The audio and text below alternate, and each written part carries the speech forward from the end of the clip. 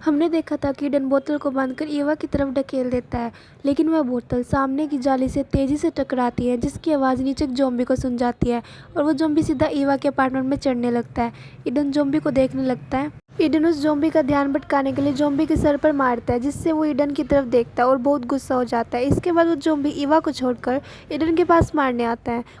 वह ज़ॉम्बी उसके अपार्टमेंट में चढ़ने लगता है। ईडन जाकर जल्दी से बेसबॉल बैट उठाकर से ही वो ज़ॉम्बी उसके अपार्टमेंट में चढ़ जाता है, तभी ईडन उसे बेसबॉल बैट से मारकर ख़त्म कर देता है।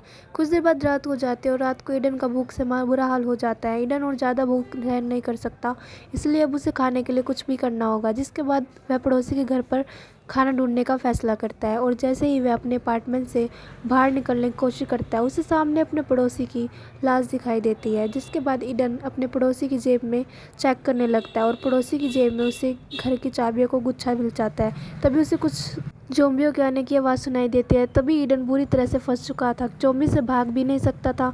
ईडन समझदारी से काम लेते हुए अपने पड़ोसी की लाश के साथ लेट जाता है और एक लाश होने का नाटक करता है। तभी ईडन की यह चालाकी काम कर जाती है और सभी ज़ॉम्बी उसके ऊपर से निकलने हुए आगे निकल जाते हैं।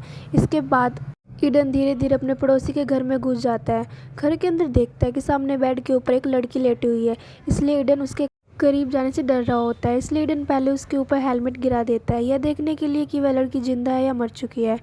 वह लड़की हेलमेट गिरने के बाद भी नहीं उठती, जिसे देखकर ईडन समझ जाता है कि यह लड़की मर चुकी है। इसके बाद ईडन सीधे किचन की तरफ जाता है। उसे थोड़ा बहुत खाना मिल जाता है और ईडन घर की ओर जांच करने लगता है। तब उसे ज़रूरत का सारा सामान मिल जाता है, जिससे ईडन एक बोरी भरकर उठा लेता है। जैसे ईडन वहाँ से निकलने वाला होता है, तभी एक इन्फेक्टेड उस पर हमला कर देता है। इससे पहले कि वो इन्फेक्टेड ईडन को काट पाता, तभी ईडन एक लैंप से ज़ॉम्बी के सर पर वार करता है, लेकिन इस वार से ज़ॉम्बी का ज़्यादा कुछ बिगड़ नहीं पाता और अब भी वह ईडन पर हमला करने लगता है।